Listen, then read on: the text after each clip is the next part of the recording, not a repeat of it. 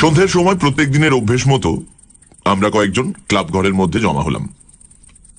বড়দার সিগারেটের শেষাংশটুকুতে লম্বা একটা শুক টান দিয়ে সেটা সযত্নে অ্যাস্ট্রের উপর রেখে দিল। তারপর আস্তে আস্তে ধোঁয়া ছাড়তে ছাড়তে বলল, ভূতের গল্প তোমরা অনেকেই শুনেছ, কিন্তু ভূতের মুখে ভূতের গল্প কেউ শুনেছ কি? অমূল্য এক কোণে বসে একখানা সচিত্র বিলিতি মাসিক পত্রের পাতা উল্টাচ্ছিল। বলল, অসম্ভব, একটা কিছু বড়দার বলাই চাই। বড়দা বলল, আপাত দৃষ্টিতে ঘটনাটা অসম্ভব বলে মনে হতে পারে বটে, কিন্তু আসলে তা নয়। তবে বলি শোনো। অমূল্য তাড়াতাড়ি বলে উঠল, না না, আরে আজ যে আমাদের সাহিত্য সভার অধিবেশন অতুল, তোমার সাহিত্যে বস্তুতন্ত্র প্রবন্ধটা তাহলে। ঋষি বলল, কাল হবে। বস্তুতন্ত্রের চেয়ে বড় জিনিস আজ এসে পড়েছেন। বড়দা, আর তোমার গল্প শুরু করো। অমূল্য অস্থির হয়ে বলল, আজ তাহলে বড়দার কতগুলো মিথ্যে কথা শুনি সন্ধ্যাবেলাটা কাটাতে হবে। শান্ত গলায় বড়দা বলল, কথাটা শুনে তারপর সত্যি মিথ্যে বিচার করা উচিত। তাহলে আরম্ভ করি। গত বছর। অমূল্যর নাক থেকে একটা সশব্দ দীর্ঘশ্বাস বের হলো। বড়দা বলল, গত বছর আমার প্ল্যানচেটে ভূত নামাবার শখ হয়েছিল, বোধহয় তোমাদের মনে আছে। যারা জানে শোনে তাদের পক্ষে ভূত নামানো অতি সহজ ব্যাপার। দরকারি আসবাবের মধ্যে শুধু একটা তেপায়া টেবিল। অমূল্য বিড়বিড় করে বলল, আর একটা গুলিখোর। বড়দা ওদিকে কান্না দিয়ে বলতে লাগলো, একদিন একটা ছোট দেখে তেপায়া টেবিল জোগাড় করে সন্ধ্যের পর আমাদের তেতলার সেই নিরিবিলি ঘরটায় বসে গেলাম। আমি, আমার বউ আর পেঁচো। অমূল্য বলল, এই বয়স থেকেই ছোট ভাইটির মাথা খাওয়া হচ্ছে কেন? বউয়ের কথা না হয় ছেড়েই দিই, কারণ যেদিন তোমার সঙ্গে বিয়ে হয়েছে সেদিনই তার যা হবার হয়ে গেছে। বড়দা বলল, পেঁচোকে নেবার কারণ 3 জনের কমে চক্র হয় না। তাছাড়া সে ছেলে মানুষ, সুতরাং মিডিয়াম হবার উপযুক্ত। সে যাক, মেঝের ওপর টেবিল ঘিরে তো বসা গেল, কিন্তু ভাবনা হলো কাকে ডাকি। ভূত তো আর একাত্রী নয়। পৃথিবীর আরম্ভ থেকে আজ পর্যন্ত যত লোকের ঈশ্বর প্রাপ্তি ঘটেছে সকলের দাবি সমান। এখন কাকে ফেলে কাকে ডাকি? কিছুক্ষণ চুপ করে থেকে বড়দা বলল, আমাদের সুভাষকে চেনো তো? জুনিয়র উকিল। তার ভগ্নিপতি সুরেশবাবু হাওয়া বদলাতে এসে গত শীতকালে নেমোনিয়ায় মারা যান, বোধহয় তোমাদের মনে আছে। অমূল্য, তুমি তো পড়াতে গিয়েছিলে। হঠাৎ সেই সুরেশবাবুকে মনে পড়ে গেল। তখন 3 জনে আলোটা কমিয়ে দিয়ে টেবিলের উপর আঙুলে আঙুল ঠেকিয়ে সেই সুরেশবাবুর ধ্যান শুরু করে দিলাম। বেশিক্ষণ নয় ভাই, মিনিট 5 চোখ বুজে থাকবার পর চোখ চেয়ে দেখি পেঁচোটা কেমন যেন জুবুথুবু হয়ে গেছে। কষবে, লাল গড়াচ্ছে, চোখ একেবারে কিরকম যেন বিজবিজ করে কি সব বকছে। কিরে বলে একটা ঠেলা দিলাম তাকে, কাছ হয়ে পড়ে গেল। বউ তো বাবা গো বলে আমাকে খুব ঠেসে জড়িয়ে ধরল। ঋষি বলল, বস্তুতন্ত্র এসে পড়ছে, এবার আসল গল্পটা আরম্ভ হোক। বড়দা বলল, বুঝলাম ভূতের আবির্ভাব হয়েছে। পেঁচোকে অনেক প্রশ্ন করলাম, কিন্তু সে জড়িয়ে জড়িয়ে কি যে উত্তর দিল ঠিক বোঝা গেল না। বড়ই মুশকিল। তখন আমার মাথায় একটা বুদ্ধি খেলে গেল। কাগজ পেন্সিল এনে পেঁচোর হাতে ধরিয়ে দিলাম। পেন্সিল হাতে পেয়ে পেঁচো শটান উঠে বসল। উঠে বসে লিখতে আরম্ভ করে দিল। সে এক আশ্চর্য ব্যাপার। পেঁচোর চোখ বন্ধ, মুখ দিয়ে লাল গড়াচ্ছে, আর প্রাণপণে কাগজের উপর লিখে যাচ্ছে। পকেট থেকে একতাড়া কাগজ বের করে বড়দা বলল, আবার হাতের লেখা দেখে অবাক হয়ে যাবে। দস্তুর মতো পাকা হাতের লেখা। কে বলবে যে পেঁচো লিখেছে? অমূল্য লেখাটা ভালো করে দেখে বলল, পেঁচো লিখেছে কেউ বলবে না বটে, কিন্তু তোমার লেখা বলে অনেকেই সন্দেহ করতে পারে। বড়দা বলল, এই লেখা হাতে পাওয়ার পর আমি সুভাষের বাড়ি গিয়েছিলাম। সুরেশবাবুর পুরনো একখানা চিঠির সঙ্গে মিলিয়ে দেখলাম অবিকল তাঁর হাতের লেখা। বিশ্বাস না হয় তোমরা যাচাই করে দেখতে পারো। অমূল্য বলল, অবশ্যই দেখব। ঋষি বলল, সে যাক, এখন তুমি কি বলতে চাও ওই কাগজের তাড়াটা সুরেশবাবুর প্রেতাত্মার জবানবন্দি? বড়দা বলল, এটা হচ্ছে তাঁর মৃত্যুর ইতিহাস। পুরোপুরি সত্যি কিনা সে কথা কেউ বলতে পারে না, কিন্তু গোড়ার খানিকটা যে সত্যি সেটা সুভাষ সেদিন স্বীকার করেছিল। এইবার তবে আসল গল্পটা শোনো। এই বলে বড়দা কাগজের তাড়াটা তুলে নিয়ে পড়তে আরম্ভ করলো। যারা মুঙ্গের শহরের সাথে পরিচিত তারা জানেন যে উক্ত শহরে পিপর পাঁতি নামক যে বিখ্যাত রাস্তা আছে তার পশ্চিম প্রান্তে গঙ্গার কূলে মুসলমানদের একটি বহু পুরনো গোরস্থান আছে। বোধ করি এই গোরস্থানের সব গোরগুলি 100 বছরের উপর বয়সের। স্থানটি অনাদৃত, খুব একটা যত্ন নেয় না কেউ। কাঁটা গাছ ও জঙ্গলের ফাঁকে ফাঁকে হাড় বের করা এই কবরগুলি কোনো রকমে নিজেদের অস্তিত্ব বজায় রেখেছে। এই গোরস্থানের এক কোণে একটি কোষ্টি পাথরের গোড় আছে। এই গোড়টি সম্বন্ধে শহরে অনেক ভুতুড়ে গল্প প্রচলিত ছিল। এইসব আজগুবি গল্প শুনে আমি কৌতূহলী হয়ে উঠেছিলাম। আমার বড় শালা বললেন যে গোড়টা নাকি সজীব। 50 বছর আগে নাকি এক সাহেব ওই গোড় লক্ষ্য করে গুলি ছুঁড়েছিল। গুলির আঘাতে পাথর ফেটে ঝলকে ঝলকে রক্ত উঠেছিল। সে রক্তের দাগ এখনো নাকি মিলিয়ে যায়নি। গোড়ের গায়ে তেমনি শুকিয়ে গড়িয়ে আছে। আর যে নাস্তিক সাহেব গুলি করেছিল সেও প্রাণে বাঁচেনি। সেই রাতেই ভয়ঙ্কর ভাবে তার মৃত্যু হয়েছিল। একদিন শীতের সন্ধ্যায় শালাকে সঙ্গে নিয়ে গোটি দেখতে গেলাম। শালা আমারই সমবয়সী, প্রেতজনিতে অটল বিশ্বাস। আমি কিছুদিন যাবৎ মুঙ্গেরে এসে শালার বাড়িতেই হাওয়া বদল করছিলাম, সঙ্গে স্ত্রীও ছিলেন। গোরস্থানের কাছে গিয়ে দেখলাম জায়গাটি কাঁটা গাছের বর্মে প্রায় দুর্ভেদ্য হয়ে আছে। অনেক যত্নে অনেক সাবধানে পা ফেলে কাপড় চোপড় বাঁচিয়ে সেই ভুতুড়ে গোড়টির সামনে গিয়ে দাঁড়ালাম। কালো পাথরের গোড়। আপাত দৃষ্টিতে ভৌতিক কিছুই চোখে পড়ল না। হঠাৎ যখন আমরা গোড়টির একেবারে কাছে এসে পৌঁছেছি তখন সেই কালো পাথরের উপর শুয়ে থাকা আরো কালো একটা জন্তু বোধহয় আমাদের পায়ের আওয়াজে জেগে উঠে একবার আমাদের মুখের উপর তার তীক্ষ্ণ চোখ মেলে ধরে আস্তে আস্তে গোড়ের আড়ালে চলে গেল। দেখলাম একটা কুকুর, রং কুচকুচে কালো, শরীর যে হিসেবে লম্বা সেই হিসেবে উঁচু নয়, পাগুলো বাঁকা বাঁকা এবং অত্যন্ত খর্ব। কিন্তু সবচেয়ে ভয়াবহ তার চোখ দুটো, হলদে রঙের সাথে কিছুটা রক্তাভ এবং মণিহীন। পলক ফেললে মনে হয় যেন অন্ধকার রাতে খদ্দতে জ্বলছে। শালা বলল, লোকে বলে ওই কুকুরটাই সাহেবের টুটি ছিঁড়ে মেরে ফেলছিল। আমি বললাম 50 বছর আগে, কিন্তু কুকুরটাকে তো অত বয়স্ক বলে মনে হলো না। আমরা কবরটার একেবারে পাশে গিয়ে দাঁড়ালাম। দেখলাম কুকুরটা যে জায়গায় শুয়েছিল ঠিক সেই জায়গায় পাথরের খানিকটা চটে উঠে গেছে এবং তারই চারিপাশে লাল রঙের একটা পদার্থ শুকিয়ে আছে। হঠাৎ দেখলে রক্ত বলে ভুল হয়, যেন ওই কুকুরটা সমাধির রক্তাক্ত ক্ষতটাকে বুক দিয়ে আগলে থাকে। শালা জিজ্ঞেস করলো, কি রকম বোধ হচ্ছে? আমি বললাম, আশ্চর্য বটে, আমার মনে হয় খুব গরম একটা ধাতু দিয়ে এই পাথরে আঘাত করা হয়েছিল, তাতেই এইরকম হয়েছে।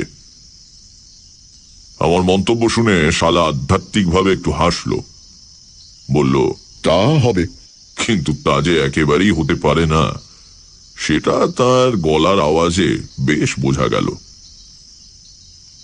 কোনো একটা তর্কাধীন বিষয়ের আলোচনায় মানুষ যখন অট্টহাস্য করে, যেন অপরপক্ষের সঙ্গে তর্ক করাটাই ছেলে মানুষই, তখন অপরপক্ষের মনে রাগটা হওয়া খুবই স্বাভাবিক। আমারও একটু রাগ হলো, কিন্তু যে লোক তর্ক করতে অসম্মত তাকে প্রত্যক্ষ প্রমাণ দিয়ে বুঝিয়ে দেওয়া ছাড়া অন্য কোনো রাস্তা নেই। তাই আমি বললাম, আচ্ছা এক কাজ করা যাক, আমার মাথায় একটা প্ল্যান এসেছে। এই পাথরটা ভেঙেই দেখা যাক না, ঝলকে ঝলকে রক্ত বেরোয় কিনা। আর চোখে দেখাচ্ছে বড় তো আর কোনো প্রমাণ নেই।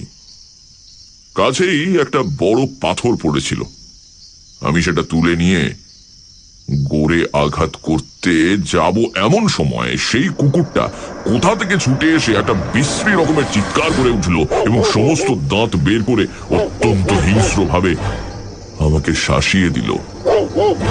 শালা আমার হাত ধরে টানতে টানতে বলল, চলে এসো চলে এসো, কি যে তোমার পাগলামি। কুকুরটার আকস্মিক আবির্ভাবে আমার শালা যতটা অভিভূত হয়ে পড়েছিল, বাস্তবিক পক্ষে আমি কিন্তু ততটা হইনি। অথচ একটা হিংস্র কুকুরকে অযথা ঘাঁটানো বিশেষ যুক্তির কাজ নয়। তাই পরীক্ষার কাজ অসম্পূর্ণ রেখে আমরা যখন বাড়ি ফিরে এলাম, তখন তুমুল তর্ক বেঁধে গেছে। বাড়ি ফিরতেই আমার শালার বউ এবং যার সম্পর্কে শালার সাথে সম্বন্ধ, মানে আমার গিন্নি, তারা এসে যুদ্ধে যোগ দিলেন। দুজনেই নবীনা, বিদুষী, প্রতীচ্যের আলোক তাদের চোখে সোনার কাঠি স্পর্শ করিয়েছে। তারা এসেই আমার পক্ষে যোগদান করলেন। শালা বেচারি একা পড়ে গেল। তর্কে যে ব্যক্তি হারে তার জেদ বেড়ে যায়। যুক্তির দিকে তখন আর তার ভ্রুক্ষেপ থাকে না। শালা শেষে চটে উঠে বলল, মানতে না চাও মেনো না, কিন্তু দুপুর রাত্রে একলা ওই জায়গায় যেতে পারে এমন লোক তো কোথাও দেখি না। শালার বউ উৎসাহী চোখে বলল, আচ্ছা, এমন লোক যদি পাওয়া যায় যে যেতে পারে, তাহলে তো মানবে যে তোমার ভূত শুধু তোমার ঘাড়েই ভর করে আছে, আর কোথাও তার অস্তিত্ব নেই।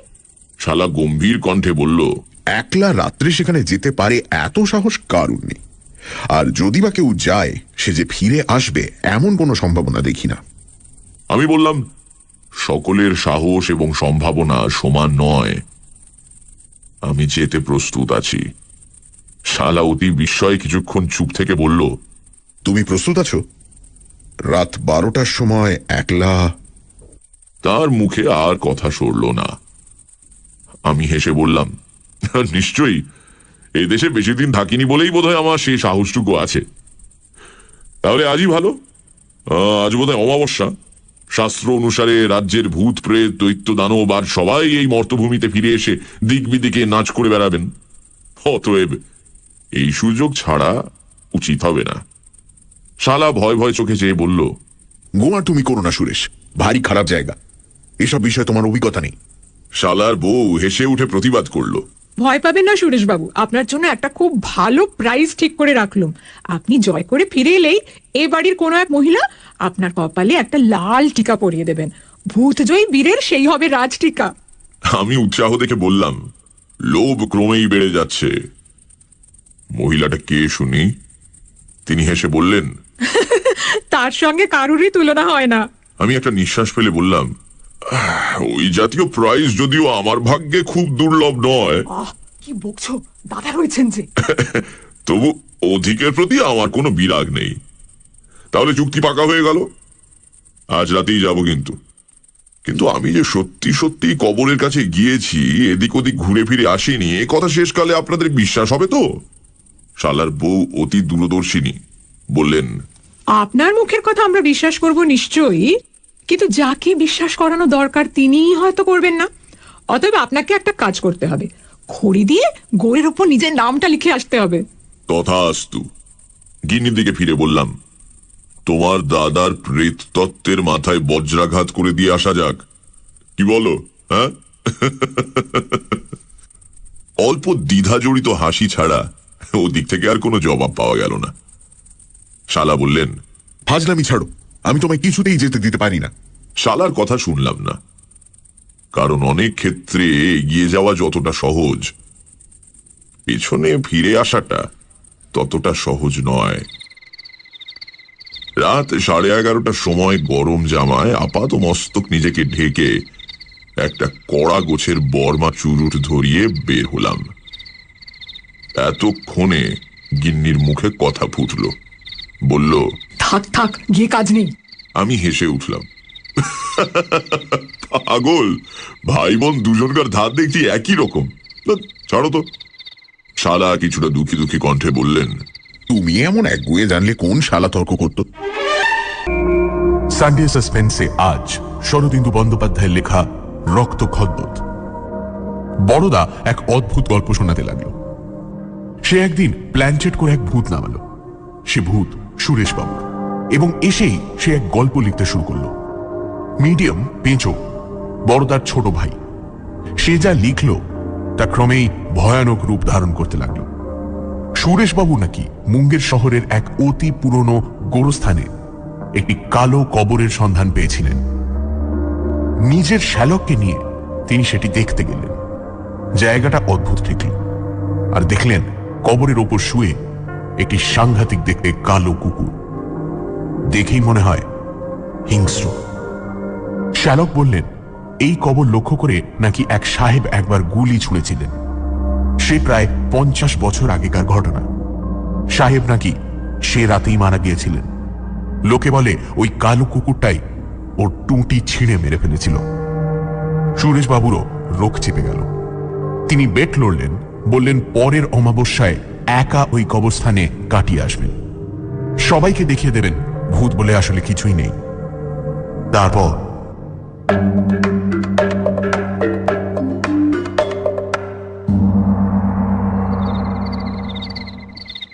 এমন বিশ্রী অন্ধকার বোধ করি আর কোনো দিন দেখিনি। একটা গুরুভার পদার্থের মতো অন্ধকার যেন চারিদিক চেপে বসে আছে। পথ চলতে চলতে প্রতি পদে মনে হয় পর মুহূর্তেই এক চাপ অন্ধকারে ঠোকর লেগে হুমড়ি খেয়ে পড়ে যাব। চুরুটের লম্বা টান মেরে আনন্দে উৎসাহে এগোতে লাগলাম। সমস্ত ইন্দ্রিয়গুলি অজ্ঞাতসারে এমন সতর্ক ও সন্দিগ্ধ হয়ে উঠল যে নিজের পদধ্বনি শুনে নিজেই চমকে উঠলাম। মনে হলো কে যেন চুপি চুপি পেছন থেকে আমার অত্যন্ত কাছে এসে পড়েছে। কিন্তু অকারণে ভয় পাওয়ার পাত্র আমি নই। মনে মনে বেশ বুঝতে পারলাম রাত দুটোর এই অন্ধকার, এই স্তব্ধতা, এই বিজনতা সকলে মিলে আমার আন্তরিক সাহসকে দুশ্ছেদ্য একটা ষড়যন্ত্রের জালে ধীরে ধীরে জড়িয়ে ফেলবার চেষ্টা করছে। একটা অলৌকিক মায়া যেন আমার চেতনাকে আচ্ছন্ন করে ফেলছে। মাকড়সা যেমন শিকারকে প্রথমে সূক্ষ্ম তন্তুর সহস্র পাকে জড়িয়ে পরে ধীরে ধীরে জীর্ণ করে ফেলে, তেমনি এই অদৃশ্য শক্তি আমার সহজ সত্তাকে ক্রমে ক্রমে অভিভূত করে ফেলছে। ক্রমে পিপর পাঁতি রাস্তার পূর্ব প্রান্তে এসে পড়লাম। এটারই উল্টো দিকে কবরস্থান। রাস্তার দুই পাশে বড় বড় গাছ, মাথার উপর বহু উঁচুতে তাদের শাখা প্রশাখা মেলে ধরেছে। অন্ধকার আরো জমাট বেঁধে এলো। হঠাৎ ঘাড়ের কাছে ঠান্ডা নিঃশ্বাসের মতো একটা স্পর্শ পেলাম। শরীরের সমস্ত রোম শক্ত হয়ে দাঁড়িয়ে উঠল। পরক্ষণেই একটা খুব ছোট জিনিস পিঠের ওপর দিয়ে খড়খড় শব্দ করে নিচে গড়িয়ে পড়ল। বুঝলাম ওপর থেকে একটা শুকনো পাতা ঝরে পড়েছে পিঠের উপর। আরামের নিঃশ্বাস ফেলে এগোতে লাগলাম। লম্বা টানের চোটে চুরুটটা প্রায় শেষ হয়ে এলো। অন্য সময় হলে ফেলে দিতাম, কিন্তু আজ সেটাকে কিছুতেই ছাড়তে পারলাম না।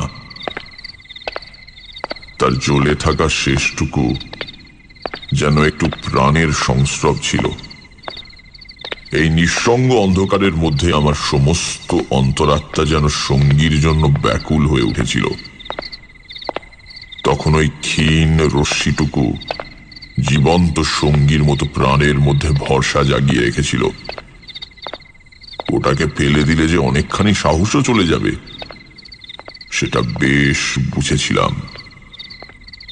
কিন্তু ক্রমে যখন আঙুল পুড়তে লাগলো, তখন সেটাকে ফেলে দিতেই হলো। একবার বেশ ভালো করে টেনে নিয়ে সামনের দিকে কিছু দূরে ফেলে দিলাম। ফেলে দেওয়া মাত্র মনে হলো যে আঙুল দুটো দিয়ে চুরুট ধরিয়েছিলাম সেই দুটো আঙুলের ফাঁক দিয়ে খানিকটা ঠান্ডা বাতাস শরীরের মধ্যে ঢুকে পড়ল। আমার চোখ ছিল ওই ফেলে দেওয়া চুরুটটার উপর। সেটা মাটিতে পড়া মাত্র আগুন ছিটকে উঠল। তারপর এক আশ্চর্য ব্যাপার ঘটল। ছিটকোনো আগুনটা মাঝপথে দুটো আকৃতি ধরে পাশাপাশি একসঙ্গে নড়তে আরম্ভ করল। মাটি থেকে প্রায় 1 হাত উপরে থাকা পরস্পরের 4টে আঙুলের ব্যবধানে এই ক্ষুদ্র আগুনের গোলা দুটো একজোড়া লাল জোনাকির মতো সামনের দিকে চলতে আরম্ভ করলো এবং মাঝে মাঝে মিটমিট করতে লাগলো। আমার মাথা বোধহয় গরম হয়ে উঠেছিল, কিন্তু কি জানি কেন আমার ধারণা জন্মালো যে ওই মিটমিট করা আগুনের স্ফুলিঙ্গ দুটো আর কিছুই নয়, দুটো চোখ আমার দিকে তাকিয়ে আছে। এবং এই চোখ দুটোর পেছনে একটা ছোট আকারের কুকুরের কালো রং যে অন্ধকারে মিশে আছে তা যেন মনে স্পষ্ট অনুভব করলাম। চলতে চলতে কখন দাঁড়িয়ে পড়েছিলাম লক্ষ্য করিনি। চোখ দুটো সামনে কিছু দূরে দাঁড়ালো। তারপর কতক্ষণ যে চোখের পাতা না ফেলে আমার মুখের দিকে তাকিয়ে রইল জানি না। মনে হলো বহুক্ষণ পরে সেই চোখের পাতা পড়ল। তখন সেটা আবার চলতে আরম্ভ করলো। আমিও পেছন পেছন চললাম। শরীরের ওপর তখন কোনো অধিকারই নেই। স্বপ্নে বিভীষিকার সামনে থেকে পালাবার ক্ষমতা যেমন লোপ পায়, আমিও তেমনি নিতান্ত নিরুপায় ভাবে ওই চোখের পেছন পেছন হাঁটতে লাগলাম। স্বাধীন ইচ্ছে তখন একেবারে অবশ। আছে কেবল সমস্ত চেতনাব্যাপী দিগ্বিদিক জ্ঞান শূন্য ভয়। কতক্ষণই আগুনের চোখ আমাকে তার আকর্ষণ প্রভাবে টেনে নিয়ে গিয়েছিল আমার ধারণা নেই। একবার চেতনার অন্তরতম প্রদেশে যেন তীক্ষ্ণ অনুভূতির ছায়া পড়েছিল যে পাকা রাজপথ দিয়ে চলছি না। আরেকবার মনে হয়েছিল বোধহয় একটা গাছের মোটা শিকড়ে ঠোকর খেলাম। কিন্তু সেসব আমার ইন্দ্রিয় উপলব্ধির বাইরে। হঠাৎ একটা বড় রকমের ঠোকর খেলাম, এটা বেশ মনে আছে। তারপর হুমড়ি খেয়ে পড়তেই নিচের দিকে গড়াতে আরম্ভ করলাম। কোথায় পড়েছি কোনো ধারণাই ছিল না। অন্ধকারে দেখাও অসম্ভব। কিন্তু এই পতন যে অনন্তকাল ধরে চলতে থাকবে এবং পতনের লক্ষ্য যে একটা অতল স্পর্শ স্থানে লুকিয়ে আছে সেটা মনের মধ্যে বদ্ধমূল হয়ে গেল। অথচ কি নিদারুণ সেই পতন! গড়াতে গড়াতে এক ধাপ থেকে অন্য ধাপে পড়ছিলাম এবং প্রত্যেক ধাপে নিচে গড়িয়ে যাওয়ার সঙ্গে সঙ্গে দেহের হাড়গুলো যেন একবার করে ভেঙে যাচ্ছিল। এই নিচে নেমে যাওয়ার শেষ ধাপে যখন এসে পৌঁছলাম তখন জ্ঞান বিশেষ ছিল না, কিন্তু একটা অনন্ত যন্ত্রণার পথ যে অতিক্রম করে এসেছি সেটা সমস্ত শরীর দিয়ে টের পেলাম। অনেকক্ষণ পর চোখ মেললাম। সেই দেহহীন লাল চোখ দুটো আমার মুখের অত্যন্ত কাছে ঝুঁকে পড়ে কি যেন পরীক্ষা করছে। দেহের রক্ত তো জল হয়ে গিয়েছিলই, এবার সেটা একেবারে বরফ হয়ে গেল।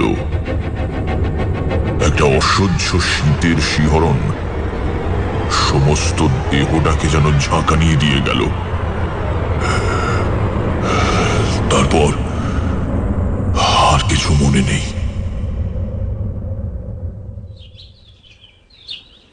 সূর্যোদয়ের কিছু আগে জ্ঞান হলো কালকের রাত যে স্বাভাবিকভাবে কাটেনি এই চিন্তা নিয়ে চোখ মেললাম। ঘাসের ওপর শুয়ে আছি দেখে তাড়াতাড়ি উঠে গেলাম। গায়ে দারুণ ব্যথা। আবার শুয়ে পড়লাম। তখন ক্রমশ সব মনে পড়ে গেল।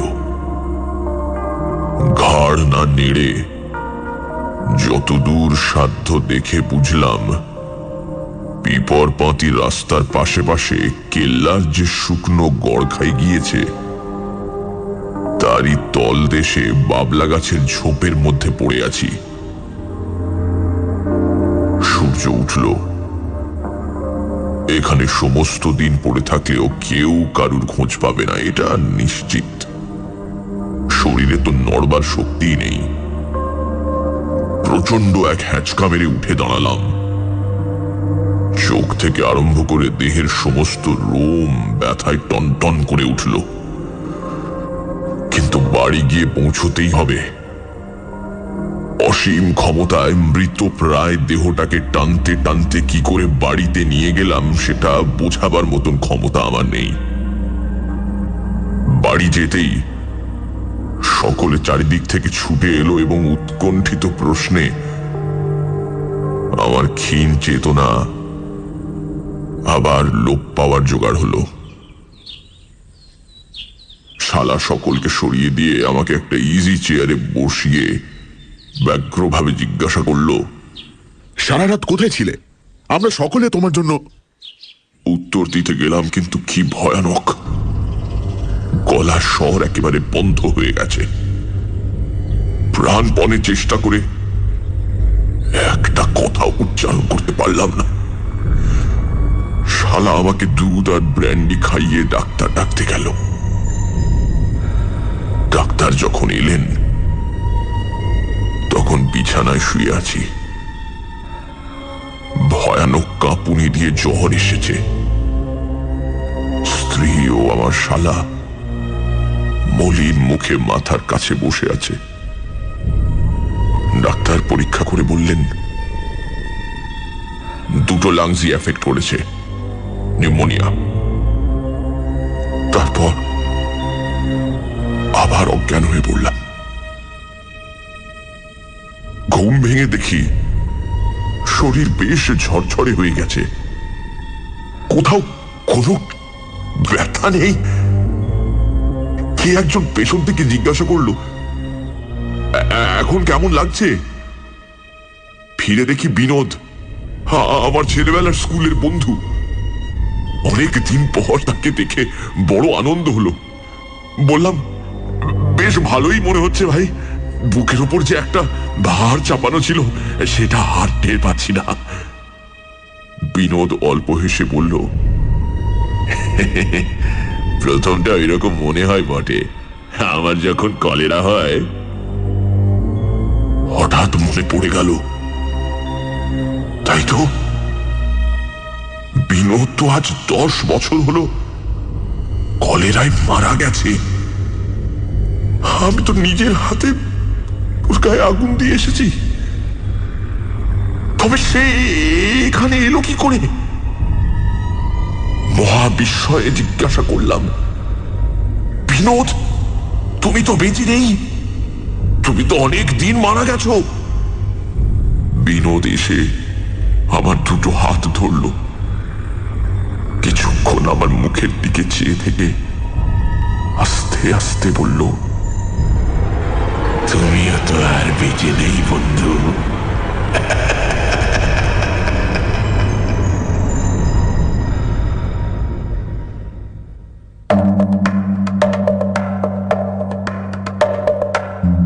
শুনছিলেন রক্ত খদ্দর, রচনা শরদিন্দু।